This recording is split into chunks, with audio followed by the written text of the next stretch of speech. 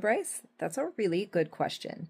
Frequently, we find ourselves at the holiday table surrounded by folks, especially recently, who have been reinforced for stating these types of things out loud. Like, even if they're thinking them, having these political beliefs, like, what's the purpose in saying something like that at the dinner table when what you're saying is your sister-in-law is actually a dreamer, right? From her family is from Mexico, and she was brought here when she was very young. So she's never been like she doesn't live in Mexico, right? She's American, but she is who your uncle is talking about.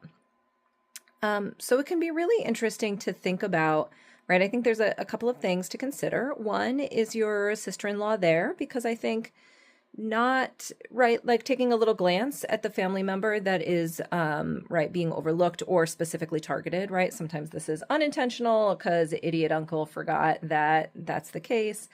Sometimes it's intentional, right? Like we're picking particularly at somebody to start an argument, or to just put somebody down, knowing that we're at a holiday table and other people are not likely to argue with you about it. So either looking for an argument or expecting everybody to stay silent about it because of the circumstances.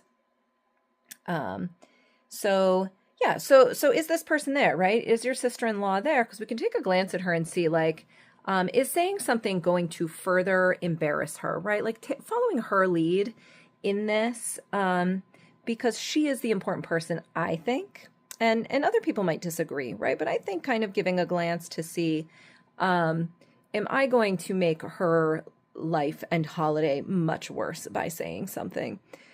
And if so, looking at her and right, like there's that eye contact that's like, we both know he's an asshole, right? We don't agree, and I think I can tell, right? Kind of just trying to use your nonverbal communication to say, like, hey, I don't agree with that, but it seems to me like you don't want to say anything, or I know you well enough to know that you don't want me to say something right now, but like, I see you, and I know that he's being an asshole.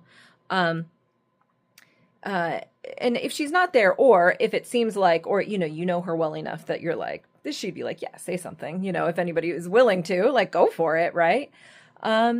I think to remember that what we're not trying to do is get into a big argument, unless that is what you want to do. But it sounds to me, Bryce, like what you're trying to do is not remain silent, right? I think there's a difference between wanting to fight, wanting to debate, versus just not wanting to remain silent, because frequently silence indicates agreement, or at least not disagreement.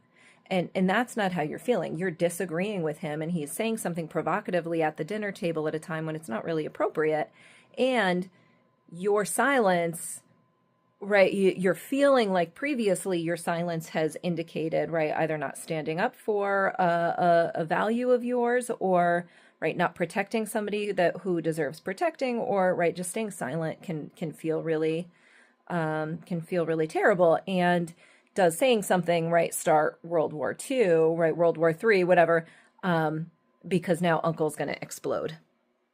And listen, that's possible, right? We can't control other people's behavior, but I think what we can do is stick to, there's a strategy called gray rock, right, where it's kind of like you just say things in a very boring way, very neutral, very objective, and right, so you can kind of like state a fact with the energy, right? There's like an energy around it where you're like, I'm also not interested in furthering this conversation, right? So maybe somebody can ask you a question, or they can say something, and you're like, oh, I need to respond to this, but responding to this in a way that doesn't invite more conversation, right?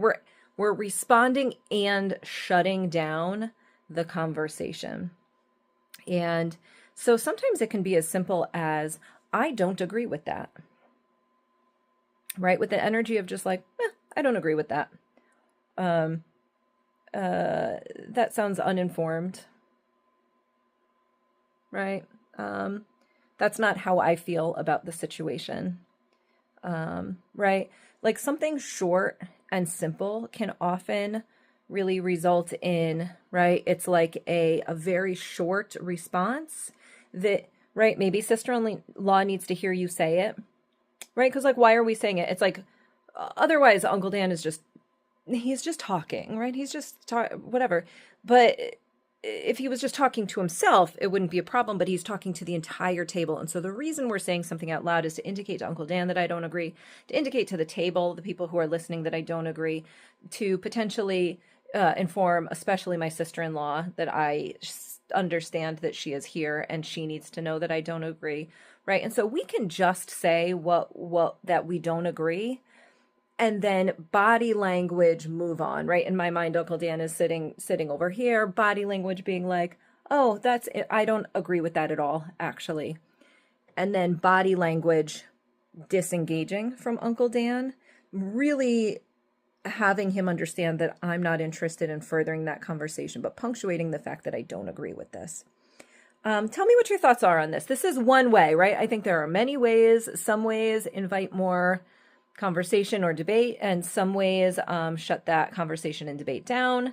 I personally feel like in this question, it sounds like you don't want to continue the conversation. And so there's a lot of using body language and very neutral, objective, boring, like you just want to be super boring in your answer, right? We're just saying it out loud, but we're not being interesting about it. We're just stating a fact and moving along, if that makes sense. Tell me what your thoughts are on that. Would love to hear other ideas on how you could respond to this kind of a person at the dinner table, or maybe different nonverbal, right, body language ways of responding. Okay, bye.